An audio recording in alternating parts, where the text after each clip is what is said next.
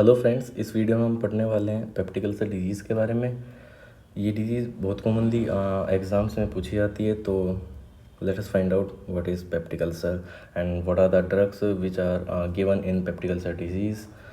सो चलिए इनके बारे में पता करते हैं कि पेप्टिक अल्सर डिजीज़ में हम ड्रग ऑफ चॉइस क्या है, हम ड्रग ऑफ चॉइस क्या क्या दे सकते हैं, ड्रग ऑफ चॉइस क्या क्या होने वाली है। और दूसरा, अगर कोई इमरजेंसी का पेशेंट आता है अल्सर का ओपीडी में, तो हम उस कंडीशन में उसको क्या ड्रग ऑफ चॉइस ही देंगे या उसके लिए कोई अलग ड्रग्स हैं। चलो इन सब के बारे में पता करते हैं। तो हाँ, अगर ये वीडियो आपके काम की हो या अगर ये वीडियो आपको इन्फॉर्मेटिव लगे तो इस वीडियो को लाइक ज़रूर कीजिएगा और अपने दोस्तों के साथ शेयर ज़रूर कीजिएगा। So let us start with informations and tricks and some drug of choices. Okay, now what is peptic ulcer disease. Peptic ulcer disease में है क्या, तो चलिए एक इमेज ले लेते हैं हम पहले। और ठीक है, ये हम इमेज ले लिए हैं और अब हम देखते हैं कि पेप्टिक अल्सर डिजीज़ में हो क्या रहा है। देखिए, पेप्टिक अल्सर डिजीज़ में हमारे पास सबसे पहले हम समझते हैं कि ये दिक्कत हो क्यों रही है।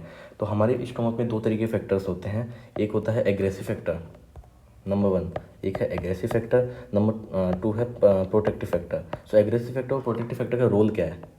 एग्रेसिव फैक्टर हुए ये दोनों जो हैं HCl और H पाइलोरी, ये दोनों होते हैं एग्रेसिव फैक्टर। और जो म्यूकस और बाइकार्बोनेट है ये है प्रोटेक्टिव फैक्टर।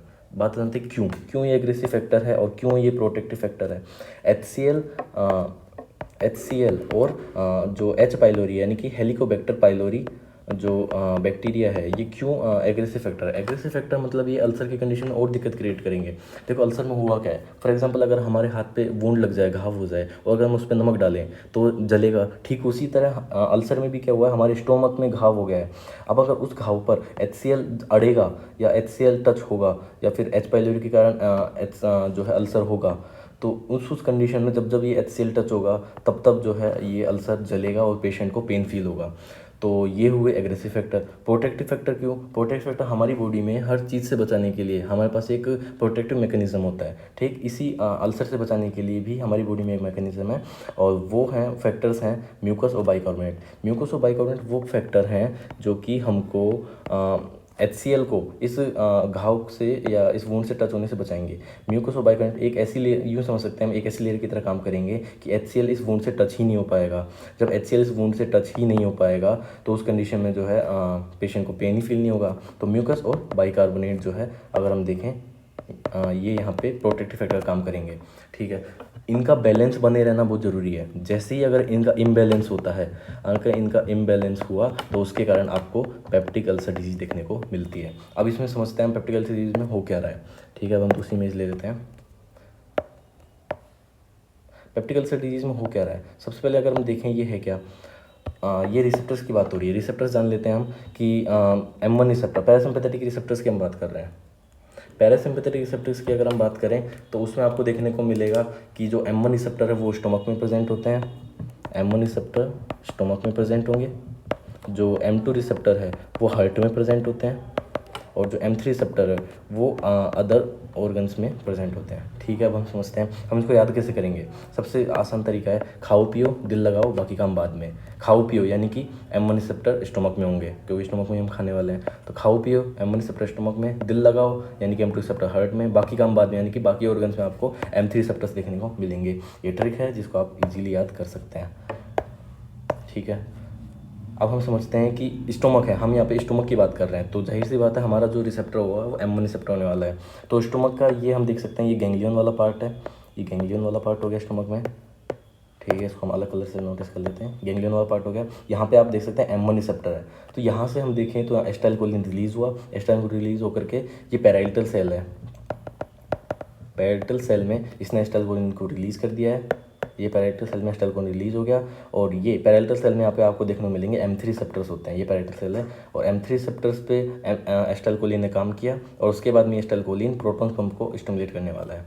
चलिए इस डायग्राम को बना करके देख लेते हैं कि आखिर हो क्या रहा है। Okay, so this is our ganglia and this is our parietal cell. Okay, so what is happening here, let us find out. यहाँ पे हम देखें तो ये स्टोमक की गैंग्लियन सेल है, यहाँ पे M1 रिसेप्टर मौजूद है। ठीक है भैया, यहाँ पे जो है ये है हमारी पैराइटल सेल, जैसा कि हमने कहा यहाँ पे M3 रिसेप्टर मौजूद है। ठीक है भैया, यहाँ से गैंग्लियन से निकला एसिटाइलकोलिन, ये एसिटाइलकोलिन निकल करके M3 रिसेप्टर से आ गया है पैराइटल सेल के अंदर। ठीक है भैया। पैरेटल सेल में और क्या क्या है, पैरेटल सेल में आपको मिल जाएंगे हिस्टामिन भी मिल जाएगा, ठीक है भैया। और यहाँ पे आपको मिल जाएगा पैरेटल सेल में कि भैया यहाँ पे तो गैस्ट्रिन भी मौजूद है, ठीक है भैया। अब हम बात करते हैं कि ये एस्टाइलकोलिन, ये जो एस्टाइलकोलिन है ये अंदर आ तो गया है, लेकिन अंदर आने के बाद इसका काम क्या है, ठीक है, समझते हैं। यहाँ पे होते हैं प्रोटॉन पंप्स।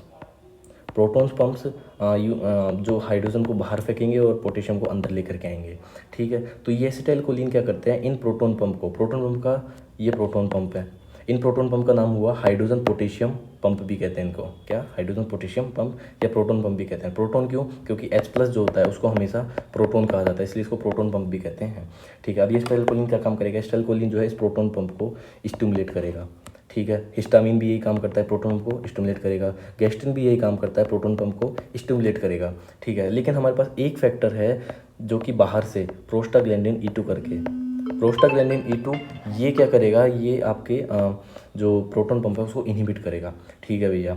अब ये बात आती है, अगर जब जब ये प्रोटॉन पंप स्टिमुलेट होगा, जब जब प्रोटॉन पंप स्टिमुलेट होगा ये HCl को रिलीज़ करेगा। अब हम जानते हैं HCl अगर रिलीज़ होगा तो उसके कारण आपको जो है एग्रेसिव फैक्टर बढ़ रहा है, मतलब अल्सर में दिक्कत होगी। तो हम क्या चाहेंगे अल्सर में, हम चाहते हैं अल्सर में कि ये देखिए ये प्रोटॉन पंप है और ये जो है HCl को रिलीज़ करने वाला है स्टोमक में, ठीक है। अब हम क्या चाहते हैं, हम चाहते हैं अल्सर में कि भैया अगर पेशेंट को अल्सर है तो हम क्या चाहेंगे कि उसका जो HCl का प्रोडक्शन अगर हम कम कर दें किसी तरीके से तो हमारा काम हो जाएगा। अगर HCl का प्रोडक्शन कम कर दें तो हमारा काम हो जाएगा और पेशेंट को जो है पेन फील नहीं होगा, क्योंकि अगर HCl ही नहीं होगा तो फिर वो टच किससे होगा, वुंड से तो टच होगा ही नहीं। HCl जितना कम होगा पेन भी उतना कम होगा। तो हमारा काम है यहाँ पे HCl को कम करना, ठीक है। हम किस तरीके से HCl को कम कर सकते हैं, अगर हमें HCl को कम करना है तो हमको प्रोटॉन पंप को रोकना पड़ेगा। प्रोटॉन पंप को रोकना है तो उस पर काम करने वालों को रोकना पड़ेगा। काम कौन कौन कर रहा है, एसिटाइलकोलिन, हिस्टामिन, गैस्ट्रिन और प्रोस्टाग्लैंडिन E2। तो अगर हम ऐसी दवाई बना ले जो कि एसिटाइलकोलिन के काम को रोक दे, ऐसी दवाई बना ले जो कि हिस्टामिन के काम को रोक दे, ऐसी दवाई बना ले जो कि गैस्ट्रिन के काम को रोक दे, तो HCl आगे नहीं बनेगा। HCl नहीं बनेगा तो हमारा काम हो गया। लेकिन अगर हम ऐसी दवाई बना ले जो प्रोस्टाग्लैंडिन के E2 के काम को बढ़ा दे, यानी कि अगर प्रोस्टाग्लैंडिन तो ऑब्वियसली क्या कर रहा है, जो प्रोटॉन पंप है उसके जो प्रोटॉन पंप से जो HCl रिलीज उसको इनहिबिट ही तो कर रहा है। तो अगर हम इसके काम को बढ़ा दें और इन तीनों के काम को अगर हम रोक दें और अगर इसके काम को बढ़ा दें तो हमारा काम हो जाएगा, HCl कम होगा। तो हमने कुछ ऐसी दवाइयाँ बना ली जो कि क्या है, हमने एसिटाइलकोलिन को रोकने वाली दवाई बना ली। तो एसिटाइलकोलिन को रोकने वाली दवाई जो है, अगर हम एसिटाइलकोलिन को ब्लॉक कर दें तो हमारा काम हो जाएगा। नंबर 2, अगर हम हिस्टामिन को ब्लॉक कर दें यानी कि H2 ब्लॉक कर देते हैं तो हमारा काम हो जाएगा, ठीक है। नंबर 1 पे हमने ये कर दिया, नंबर 2 पे हमने हिस्टामिन ब्लॉक कर दे दिए। नंबर 3 पे अगर हम गैस्ट्रिन को रोक दें तो हमारा काम हो जाएगा। लेकिन हम ऐसी दवाई बना ही नहीं पाए जो कि गैस्ट्रिन को रोक सके, गैस्ट्रिन को स्टिमुलेट होने से रोक दें तो हमारा काम हो जाता, लेकिन हम ऐसी दवाई नहीं बना पाए। तो कोई बात नहीं, हमारे पास तीसरी दवाई भी है और वो है प्रोस्टाग्लैंडिन E2। अगर हम प्रोस्टाग्लैंडिन E2 दे दें तो हमारा काम हो जाएगा, ठीक है। और नंबर 4 पे हम क्या कर सकते हैं कि जो H. पाइलोरी एसोसिएटेड बैक्टीरिया है, H. पाइलोरी एसोसिएटेड बैक्टीरिया है, अगर हम इसको ही ख़त्म कर दें, क्योंकि यही तो HCl बनाने में मदद कर रहा है बैक्टीरिया, अगर हम इस बैक्टीरिया को ख़त्म कर दें एंटीबायोटिक्स दे करके तो हमारा काम हो जाएगा। तो ये 4 तरीके हैं जो कि HCl को कम करने वाले हैं और पेप्टिक अल्सर डिजीज़ में पेशेंट के पेन को कम कर सकते हैं। तो हम इन पे ही काम करते हैं। तो नंबर 1 जो तरीका है वो है HCl एसिटाइलकोलिन को ब्लॉक करने वाला। तो चलो इनके बारे में समझते हैं हम कि हम कैसे क्या कर सकते हैं। तो नंबर 1 पे आता है हमारे पास, अगर हम M1 ब्लॉकर दे दें, फॉर एग्जांपल ये एसिटाइलकोलिन आ कहाँ से रहा है, यहीं से तो आ रहा है। अगर यहीं से आ रहा है मीन्स M1 रिसेप्टर से आ रहा है। अगर हम M1 रिसेप्टर को ही ब्लॉक कर दें तो एसिटाइलकोलिन आएगा नहीं, एसिटाइलकोलिन आएगा नहीं तो फिर प्रोटॉन पंप स्टिमुलेट होगा नहीं, HCl बनेगा नहीं। तो हम नंबर 1 क्या करेंगे, नंबर 1 पे हम देंगे इसके लिए इधर मैं लिख देता हूँ अलग कलर से, यहाँ पे नंबर 1 इसके देंगे M1 ब्लॉकर देंगे इसके लिए, और इधर हम H2 ब्लॉकर दे ही रहे हैं हिस्टामिन को रोकने के लिए। इधर हम प्रोस्टाग्लैंडिन को स्टिमुलेट करने वाली दवाई देंगे और इधर हम H. पाइलोरी को जो है रोकने वाले एंटीबायोटिक्स देने वाले हैं, ठीक है। तो अब हम पहले पढ़ते हैं M1 ब्लॉकर के बारे में, ठीक है। तो हमारे पास M1 ब्लॉकर कौन कौन से हैं ये हम यहाँ पे पढ़ सकते हैं, हमने यहाँ पे लिखा हुआ है, ठीक है।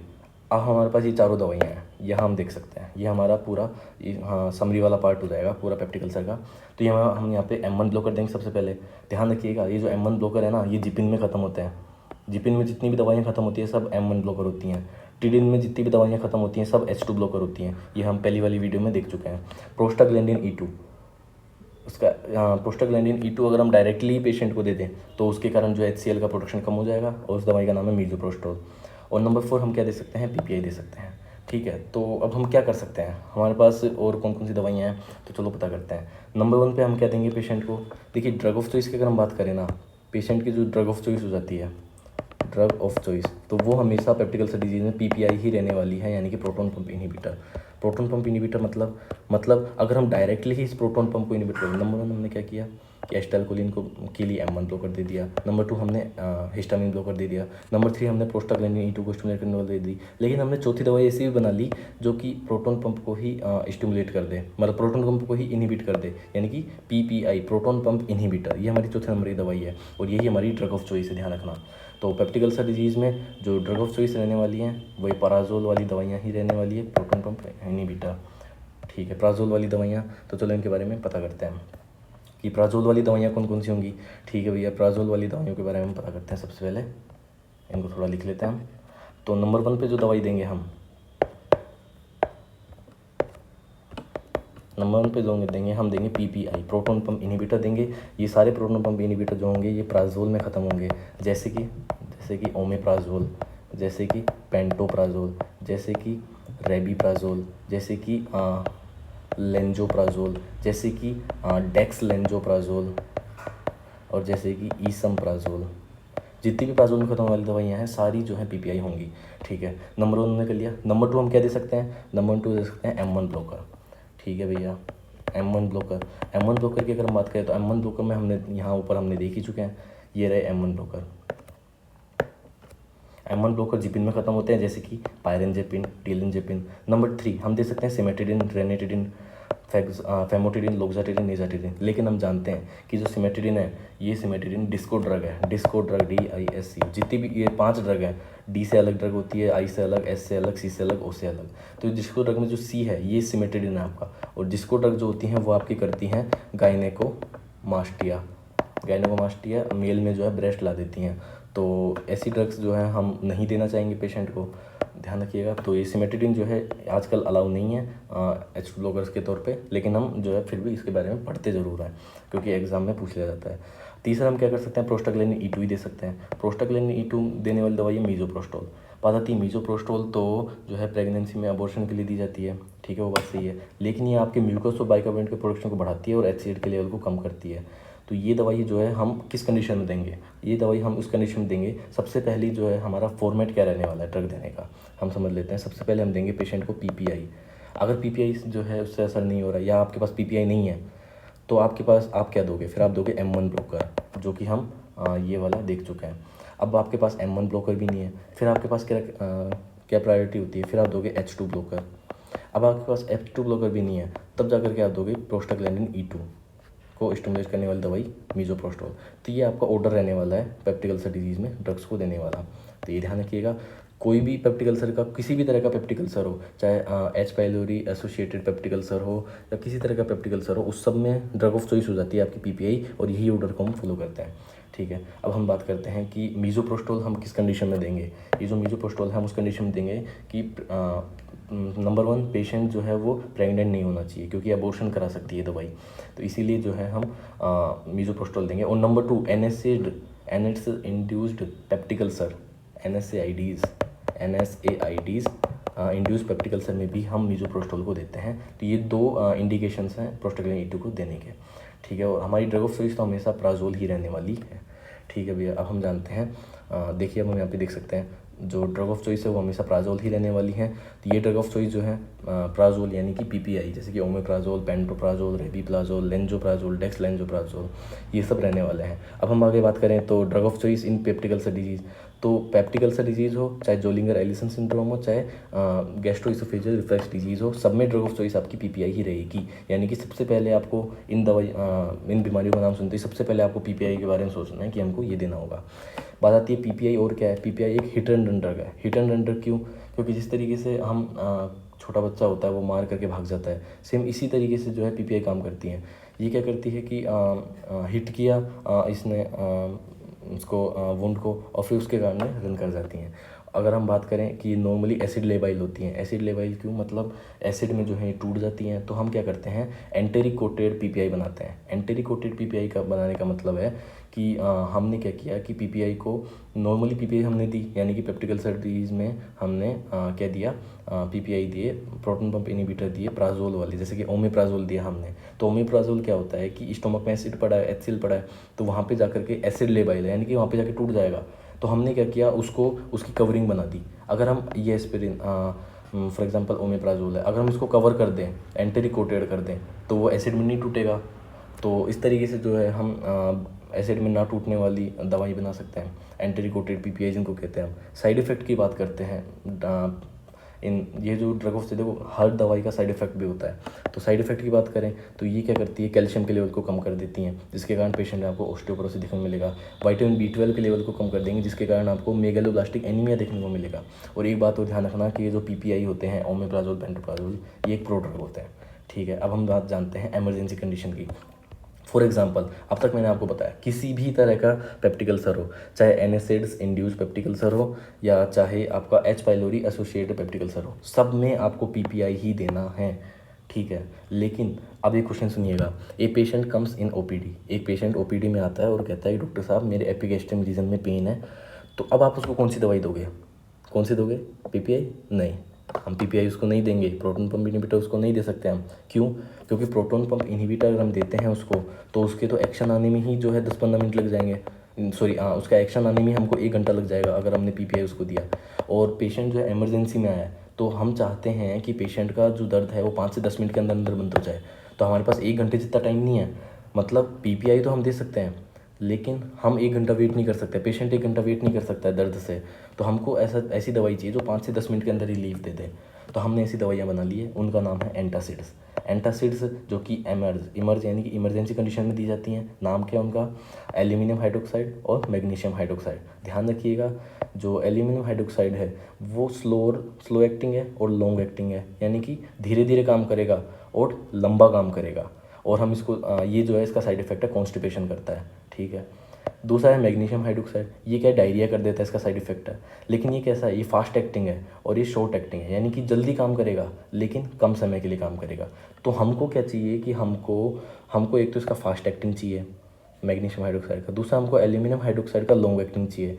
यानी कि हमको ऐसी दवाई चाहिए जो फास्ट भी एक्ट करे और जो लॉन्ग यानी लंबे टाइम तक एक्ट करे। तो हम इन दोनों ही दवाइयों के हमको एक एक पॉइंट चाहिए, एक ये पॉइंट एक ये पॉइंट। तो हमने क्या किया, इन दोनों का कॉम्बिनेशन बना लिया, उनको नाम से जाना जाता है एंटासिड। तो जब भी इमरजेंसी कंडीशन होती है, पेशेंट ओपीडी में आता है, कहता है डॉक्टर साहब मेरे तो एपिगैस्ट्रियम रीजन में पेन है, तब हम उसको एंटासिड दे देते हैं। ठीक है, एंटासिड दे दिया, उसका दर्द जो है 5 से 10 मिनट में ठीक हो जाएगा। अब आप उसको पीपीआई दे सकते हो ताकि वो धीरे धीरे एक्शन कर पाए। ठीक है, अब बात आती है कि हमारे पास तीसरा तरीका भी है। तीसरा तरीका क्या, तीसरा तरीका ये है कि एक मिनट, हाँ, तीसरा तरीका ये है कि फॉर एग्जांपल कि ये आपका स्टोमक है। ठीक है भैया, अब स्टोमक में ये आपका अल्सर है।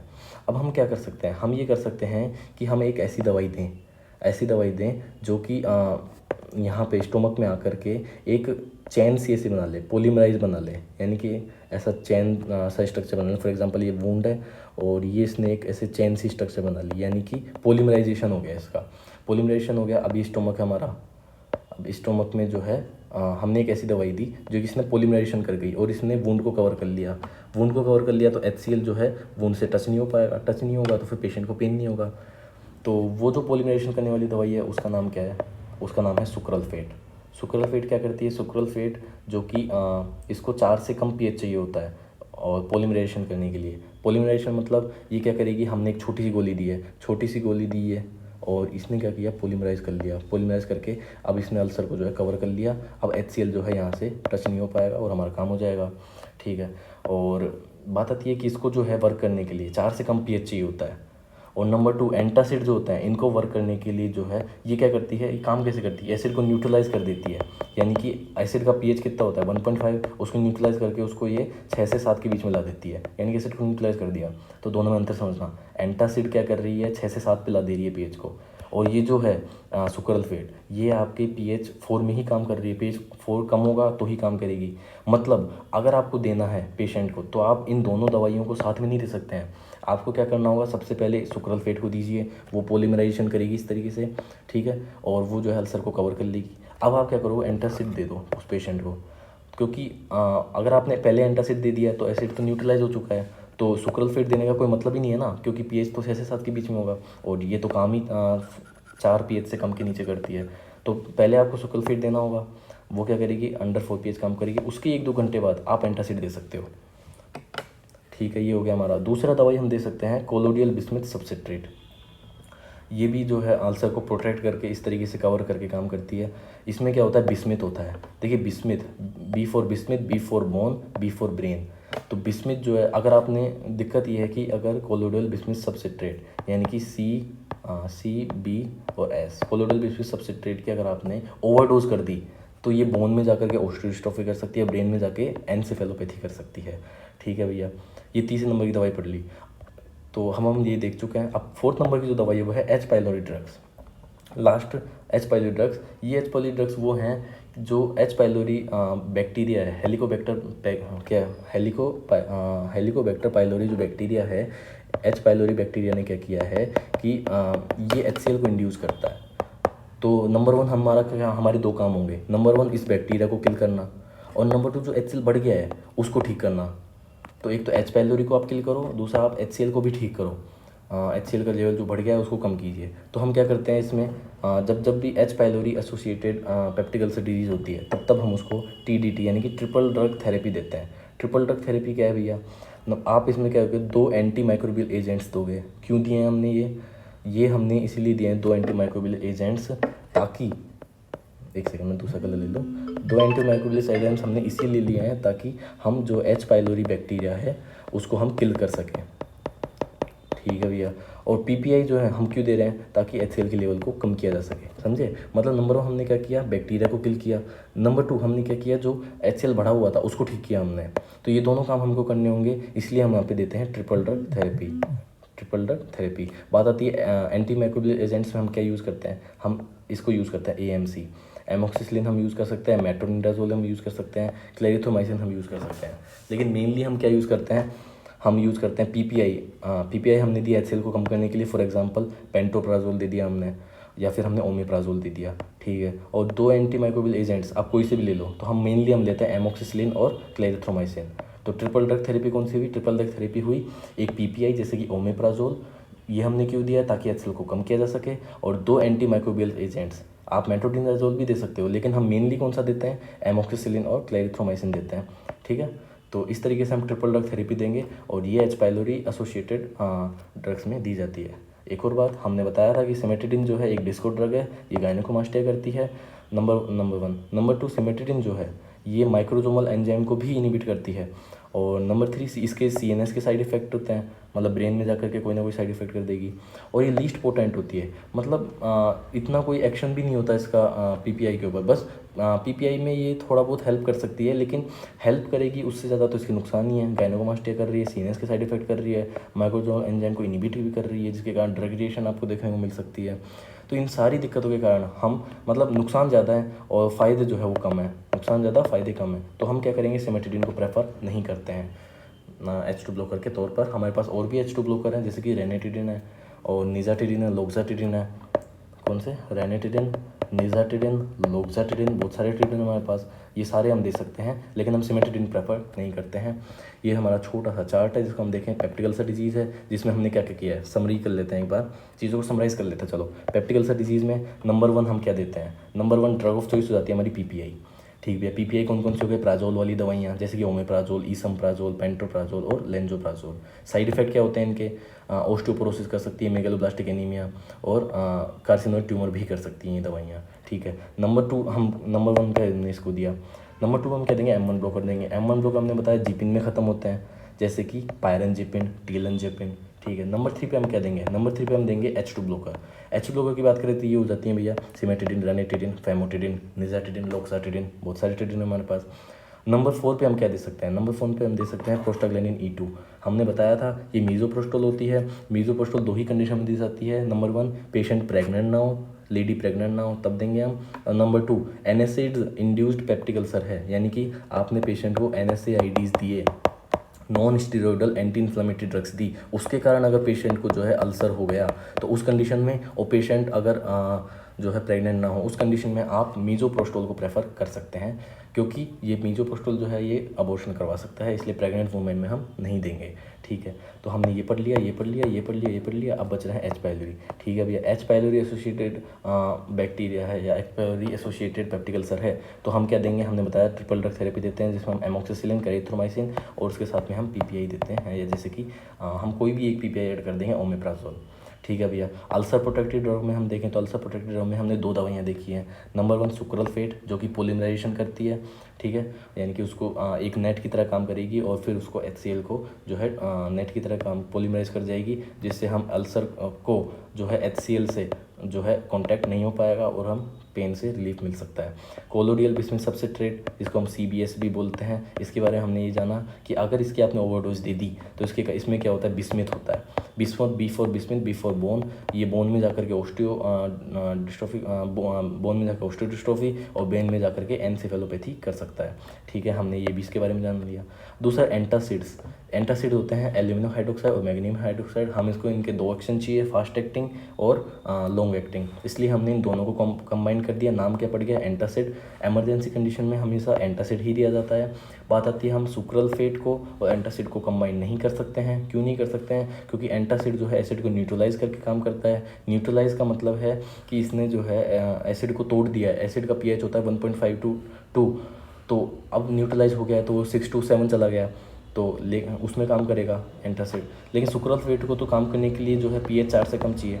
तो हम पहले क्या करते हैं, अगर पेशेंट को सीवियर पेन नहीं है, सीवियर पेन है तो एंटासिड दे दीजिए आप। ठीक है, लेकिन पेशेंट को अगर सीवियर पेन नहीं है तो आप क्या करते हो, सुक्रलफेट दे दो, उसके 1-2 घंटे बाद एंटासिड दे दो आप। उससे क्या होगा कि पेशेंट जो है उसमें पोलिमराइजेशन हो जाएगा और फिर उसके बाद एंटासिड या पीपीआई आप दे सकते हैं। Thank you so much. अगर आपको इस वीडियो से कुछ भी इन्फॉर्मेशन सीखने को मिली, कुछ भी आपको नया सीखने मिला, तो इसे अपने दोस्तों का शेयर ज़रूर कीजिएगा, लाइक और शेयर की ज़रूर कीजिएगा। और अगर कोई भी डाउट हो आपको इस टॉपिक से रिलेटेड तो आप मेरे को कमेंट्स में पूछ सकते हैं, और अगर आप जल्दी रिप्लाई चाहते हैं तो फिर आप मेरे को इंस्टाग्राम पे भी DM या मैसेज कर सकते हैं। थैंक यू सो मच और हैव ए नाइस डे।